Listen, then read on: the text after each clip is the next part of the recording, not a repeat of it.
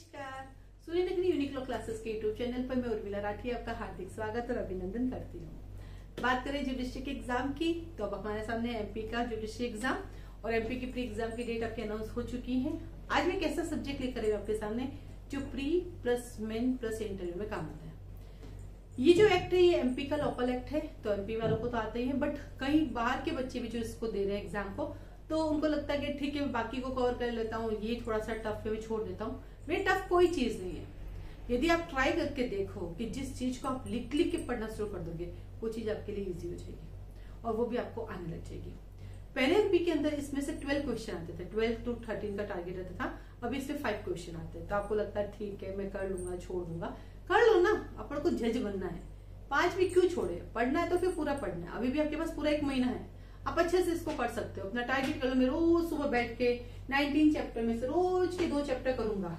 ये लो 8 दिन 9 दूनी 18 10 दिन में आपका कंप्लीट हो जाएगा, यानी 1 अप्रैल से 10 अप्रैल तक आपका कंप्लीट हो जाएगा, है ना। फिर आपको सरसरी नजर से देख लूंगा 5 दिन में, फिर आज पर सरसरी नजर से देख लूंगा 3 दिन में, फिर सरसरी नजर से देख लूंगा 1 दिन में, और ये लो 5 में से 5 क्वेश्चन तैयार। क्योंकि सीआरपीसी में आप गलती करोगे ये आपका जन्मसिद्ध अधिकार है। आप एविडेंस में सिली मिस्टेक करोगे ये आपका अधिकार है। आप आईपीसी में कंफ्यूज होंगे ये आपके सिली मिस्टेक है। तो वो सब तो वैसे नंबर काटने हैं, तो ये बेचारा सीधा सट है तो पूरा कर ही लेते ना इसको। तो आइए आज हम लोग पढ़ते हैं एमपी का लैंड रेवेन्यू जो कोड है, क्योंकि राजस्थान के अंदर लैंड रेवेन्यू एक्ट है, यहाँ पे कोड है। तो जब कोड की बात करते हैं तो आपके पास आईपीसी कोड है, सीपीसी कोड है, आपके पास सीआरपीसी कोड है और एमपी का लैंड रेवेन्यू भी कोड है। यूपी में भी लैंड रेवेन्यू कोड है, राजस्थान में लैंड रेवेन्यू जो है लैंड रेवेन्यू एक्ट है। हम राजस्थान वालों को कहेंगे हमारे भी कोड बनाओ। कोड में अपने आप में वैल्यू आ जाता भैया, कोड है ना। चलते इसकी तरफ। इसके पास टोटल कितने हैं, 19 चैप्टर है, 264 सेक्शंस है और इसके अंदर 3 स्केड्यूल दी गई है। बैलेट अपना खोल लीजिए, मैं भी अपना बैलेट ओपन कर लेती हूँ। 264 सेक्शन है, 3 स्केड्यूल है और इसका एक्सटेंड पूरी के पूरे एमपी में है। कहाँ पर है, एमपी में, क्योंकि अपनी आदत होती है ना लिखने की। ये लीजिए एमपी में है, लोकल एक्ट अपने वहीं पर होता है ना। हम ऐसे बोलते हैं जैसे एमपी ना एम, तो हम बोलते हैं एम नाम का बच्चा था, बी गली में रहता था, रोज घूमने जाता था और तुमसे मिलता था। ये है हमारा बाउस। चलो, और कमेंसमेंट कब हुआ इसका, 2 अक्टूबर 1959 को। ठीक है। पहला चैप्टर जहां जाओ सब जगह मिलता है, मैं प्रीलिमिनरी में 1 2 का 2 हूँ। ये आपको डेफिनेशन बताता है। क्या बताता है, डेफिनेशन। तो निकालो फटाफट पहला चैप्टर। पहले चैप्टर में बहुत सारे डेफिनेशन है, जिसके अंदर आती है आबादी। आबादी मतलब जहां हम लोग रहते हैं। एग्रीकल्चर, ये वेरी वेरी इंपॉर्टेंट है। यहाँ पे प्री प्लस मेन का क्वेश्चन बनता है आपका। एग्रीकल्चर के अंदर कमेंट में आ सकता है, जैसे एक क्वेश्चन है जिसमें 4 ABCD पूछ लिया कमेंट में, तो मेन का क्वेश्चन भी बन जाता है एग्रीकल्चर। एग्रीकल्चर ईयर क्या होता है, 1 जुलाई से स्टार्ट होता है, या किसी डेट को जो कि स्टेट गवर्नमेंट तय करती है। देन यहाँ पे बोर्ड आता है, जैसे कि हमारे पास हाई कोर्ट होता है, सुप्रीम कोर्ट होता है, सेशन कोर्ट होता है। जैसे कि हमारे पास डिस्ट्रिक्ट कोर्ट होता है, ठीक वैसे ही यहाँ पे सबसे जो हाई रैंक का कोर्ट है उसको बोर्ड बोलते हैं और हिंदी में से मंडल बोलते हैं। देन आपके पास आता है एक्चुअली बोनाफाइड एग्रीकल्चरिस्ट कौन होता है। फिर आगे चलते हैं तो यहाँ पे है 2H और वो आपका गवर्नमेंट लीज है। ये जो गवर्नमेंट लीज है इसका चैप्टर बना हुआ है पूरा का पूरा, चैप्टर 30 और ये पूरा का पूरा जो है आपका मेन एग्जाम का क्वेश्चन है। तो आता रहता है गवर्नमेंट लीज और सर्विसेज है ना, 181 से 184। उसके बाद इंप्रूवमेंट्स, उसके बाद पहले आता होल्डिंग्स का मीनिंग क्या है आपका, ये आपका इंटरव्यू का सवाल है। फिर इसके बाद आपके पास आता है इंप्रूवमेंट्स क्या है। देखो ये मेन का क्वेश्चन है, मेन में पूछ लेते हैं इंप्रूवमेंट्स आप क्या समझते हैं, इसमें क्या क्या इंक्लूड है क्या क्या इंक्लूड नहीं है। देन आपकी लैंड आती है, देन आता है लैंडलेस पर्सन आता है, लैंड रिकॉर्ड आता है, हमारे लिए काम का नहीं ज्यादा। फिर हमारा लीगल प्रैक्टिशनर आता है। Who is a legal practitioner, जो लीगल प्रैक्टिस करता है। क्योंकि यहाँ पे कहीं जगह हम पढ़ेंगे कि लीगल प्रैक्टिशनर नॉट अलाउड, जब तक ये परमिशन ना हो। आप खुद जाके पैरवी कीजिए, वकीलों को मत बुलाइए, इस कानून में लिखा हुआ है। ठीक है। देन आता आपके पास आम्रकुंज मैंगो, और एमपी के मैंगो बड़े फेमस है और एमपी में आम पापड़ मेरे फेवरेट है। जब भी बने तो भिजवा दीजिएगा, एड्रेस आप सबके पास है। ठीक है। देन आता मार्केट वैल्यू, कहीं जगह मार्केट वैल्यू देखना पड़ेगा। फिर आपके फलों के उद्यान ले आएंगे हम, और साथ ही साथ इसमें है आप देखिए 2 आर रिकॉग्नाइज्ड एजेंट, ऑब्लिक करके लिखेंगे। ऑर्डर नंबर 3 CPC है ना। चलिए आज मैं आपको एक और चीज सिखाती हूँ, कोरिलेट कैसे करते हैं। कहीं लोग कोरिलेट इतना खतरनाक करते ना, क्या पागल हो जाते हो, अरे यार कहाँ से लाया और इसने कहाँ भेज दिया। यहाँ पे कोरिलेशन बहुत इजी है। मैं सिंपल कराती हूँ कोरिलेशन, मैं ऐसा बहुत आपको घुमाती नहीं हूँ। सिर्फ और सिर्फ जिस दिन आप याद करना सीख जाएंगे उस दिन खुद ही कोरिलेशन स्टार्ट हो जाएगा। जिस दिन आपने याद कर लिया वो खुद ही क्लिक होगा, अरे ये रिकॉग्नाइज एजेंट पहले कहीं पढ़ा है, अरे ये प्लीडर पहले कहीं पढ़ा है, तो घूमने की जरूरत ही नहीं है। जब अपन आईपीसी पढ़ते हैं तो आईपीसी से सब्सटेंटिव लॉ, उसका प्रोसीजर लॉ कौन सा है आपके साथ सीआरपीसी, वो खुद ही सेक्शन वहां से निकल जाएगा। तो जैसे यहाँ पे आपके पास आए रिकॉग्नाइज एजेंट, तो कैसे पकड़ा, ऑर्डर नंबर 3 सीपीसी, है ना। तो आपको सिर्फ कनेक्शन करने का एक ही तरीका है, और वो क्या है, वो तरीका है याद करने की क्षमता। कानून कभी नहीं बदलता है, कानून को रट लो, सब चीजें खुद याद जाएगी। देन आता आपके पास रीजन आता है, फिर आता है रेंट्स, वेरी इंपॉर्टेंट है, जिसको हिंदी में बोलते हैं लगान। बेटा इस पूरे कानून में आपको दो चीज पढ़ने को मिलेगी, एक आपको मिलेगा लगान, मूवी देखी थी ना, एक आपको मिलता है लैंड रेवेन्यू भू राजस्व, ये दो चीज मिलेगी। इस लगान को रेंट बोलते हैं, और रेंट कंट्रोल एक्ट में भी रेंट होता है, आपके जो अकोमोडेशन एक्ट है उसमें भी रेंट होता है। रेंट किराया भी है, रेंट लगान भी है। अगर मैं दोनों रेंट की बात करूं तो दोनों ही लैंडलॉर्ड को जाती है, भूस्वामी को जाती है। तो ये जो रेंट है वो आपके लैंडलॉर्ड को जाएगी, लैंडलॉर्ड को इस लॉ के लैंग्वेज में भूस्वामी लिखा हुआ है, ठीक है। और देन लैंड रेवेन्यू जो सरकार को जाता है, तो ये दो चीज आपको देखने को मिलेगी। देन आता है आपके पास रेवेन्यू ऑफिसर आता है, रेवेन्यू ईयर बताता है, और रेवेन्यू ईयर कौन सा है, वह डेट होगी उस तारीख को होगी जो स्टेट गवर्नमेंट अधिसूचित करेगी, आपको स्टेट गवर्नमेंट के लिए आपका रेवेन्यू डेट है।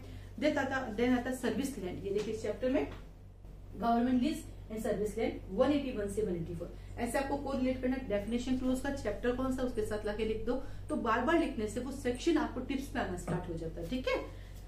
देन आता सर्वे कर लेते हैं, सर्वे अधिकारी को बुला लेते हैं, फिर टेंडर होल्डर को बुला लेते हैं, फिर आपके पास टिम्बर्स ट्रीज, ये मस्त है पढ़ना टिम्बर्स ट्री, आपको पता चलेगा इतने तरह के टिम्बर्स है हमारे पास।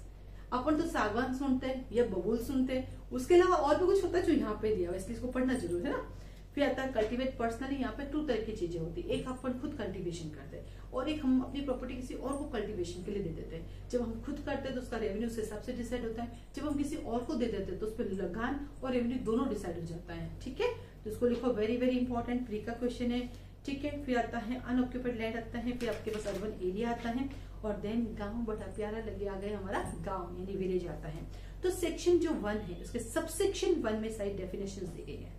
कहाँ दी गई साइड डेफिनेशन, सब सेक्शन 1 में दी गई है। ये डेफिनेशन जो मैंने बताई है वो पढ़ना है, प्री के क्वेश्चन भी बनते हैं, मेन के क्वेश्चन भी बनते हैं इसके। देन आता है आपके पास चैप्टर नंबर 2, चलते हैं चैप्टर नंबर 2 की तरफ। चैप्टर नंबर 2 कहता है कि मैं आपका board of revenue 3 to 10, chapter number 3 कहता है रेवेन्यू ऑफिसर्स और दियर क्लासेस एंड पार्ट्स, ठीक वैसे ही जैसे कि सीआरपीसी का चैप्टर नंबर 2 और 3, 2 में अपन कोर्ट लाते हैं, 3 में उनको पार दे देते हैं। यहाँ पर भी ये जितने भी ऑफिसर्स है सबको यहाँ पर लेकर आ जाएंगे और देन उनको पार दे देंगे, वो अपना काम करेंगे। और देन आता चैप्टर 4 कहता है रेवेन्यू ऑफिसर, रेवेन्यू कोर्स क्या क्या होंगे 27 से 43। और इस पूरे एक्ट का जो सबसे वेरी इंपॉर्टेंट चैप्टर है वो है appeal, revision and review.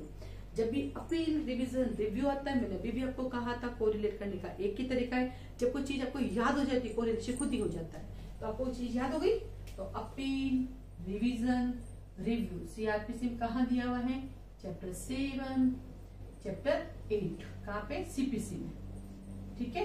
CrPC में रिव्यू नहीं होता है, ये दोनों कहा दिया हुआ है, चैप्टर 29, 30 सीआरपीसी। तो जिस दिन आपने याद करना शुरू कर दिया उस दिन कोरिलेशन खुद ही हो जाएगा। कोई सिखा नहीं सकता कोरिलेशन कैसे करते हो, कोरिलेट कैसे करते हो, ये तो खुद से आता है, उसके लिए खुद से पढ़ना पड़ता है, याद करना पड़ता है, ठीक है।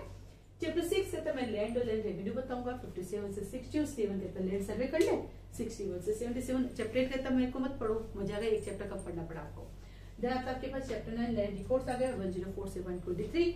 फिर आता बाउंड्रीज, मार्क्स, सर्वे मार्क्स, भैया ये मेरी यहाँ से यहाँ तक है, तुम इससे इंटरफेयर नहीं करोगे और इतनी बाउंड्री है इसलिए इतना रेवेन्यू लगेगा, उससे ज्यादा नहीं लगेगा। 124 से 136 रियलाइजेशन दे देते हैं आपको, 137 से 156। फिर आपके टेंडर होल्डर को बुला लेते हैं 157 से 180, और देन आपकी गवर्नमेंट लीज और सर्विस लैंड आ जाती है आपकी, जो बात करता है 181 से 184। चैप्टर 14 फिर नहीं पढ़ना क्योंकि फिर से रिपील है, 185 से 202। रिपील के सेक्शन पता होना चाहिए क्योंकि ऑप्शन में आपको याद आएगा, नहीं तो रिपील है तो इसमें काउंट नहीं होगा, ठीक है। देन आता आपके पास एलिवेन और डिलीवियल, ये बड़ा अच्छा लगता है, हमने किसी का नाम रखेंगे, 2 जुड़ा भाई होंगे तो अच्छे नाम है ना। इसमें कहता है जब पानी से जमीन बढ़ जाती है घट जाती है, जब जमीन पानी उतरेगा जमीन बढ़ेगी तो रेवेन्यू बढ़ जाएगा, जब पानी ज्यादा आ जाएगा जमीन कम हो जाएगी, आपके पास लैंड कम हो जाएगी तो रेवेन्यू घट जाएगा। इसमें से भी क्वेश्चन आते हैं 203 से 204। देन आता आपके पास कंसोलिडेशन ऑफ होल्डिंग्स 205 से 221। देन गांव बड़ा प्यारा लगे, विलेज अभी भी डेफिनेशन पढ़ी 222 से 232। और देन आता अवॉइड एंड अनऑक्यूपाइड एरियाज 232 से 254, लास्ट मिसलेनियस 255 से 264। तो सबसे पहले आपको क्या करना है, चैप्टराइजेशन करना है, फिर आपको डेफिनेशन क्लोज पढ़नी है। फिर डेफिनेशन क्लोज में जो इसका वर्ड दिया गया है उसका चैप्टर नंबर कौन है, वो चैप्टर नंबर जाके आपको कोरिलेट करना है। देन चैप्टर नंबर 2 के अंदर आते हैं। Chapter number 2 very very important है, सारे सेक्शन पढ़ने, कुछ भी आपको नहीं छोड़ना है। चैप्टर 3 में आपको एक हायरार्की बनानी है, कौन सा कोड, फिर इसके नीचे कौन, उसके नीचे कौन, उसके नीचे एक हायरार्की आपको बनानी है इसमें।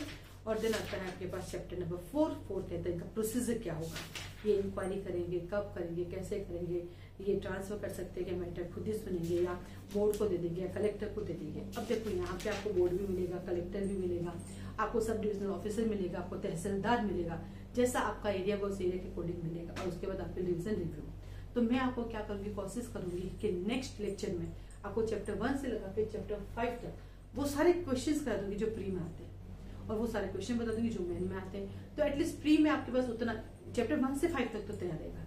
बाकी का तो दिख जानकारी के लिए क्लास बता रहे, नए बैचेस स्टार्ट हो रहे हैं 4 अप्रैल से आप ज्वाइन कर सकते हैं। लेकिन इससे आपको एक फायदा मिल जाएगा कि कवरेज मिल जाएगा, एटलीस्ट ये जो लैंड रेवेन्यू है जो आपके वहां के एरिया से जुड़े हुए वो सब चीजें आपको पता चल जाएगी, और प्री के कुछ क्वेश्चंस आपके यहाँ पे क्लियर हो जाएंगे। तो बस अभी आप बैठ के क्या करेंगे, अभी आप चैप्टराइजेशन करेंगे, देन चैप्टर 1 से लेकर 4 तक 5 तक की रीडिंग करेंगे। यदि आप रीडिंग कर लोगे तो मेरी जो नेक्स्ट क्लास होगी जिसमें 1 से 5 तक के जो शॉर्ट में जो मैं आपको बताऊंगी वो आपके एग्जाम पढ़ने से काम आ जाएंगे। और बाकी डिटेल पढ़ने के लिए आप क्लास ज्वाइन कर सकते हैं। 4 अप्रैल से नए बैचेस स्टार्ट हो रहे हैं। आज के लिए धन्यवाद, ऑल द बेस्ट एमपी वालों। एग्जाम कभी भी हो सकता है, क्या कभी भी, डेट आई है अब तो होना ही है, 6 मई को है ना, वो तो होना ही है, अब चेंज नहीं होगा। ठीक है, चलिए।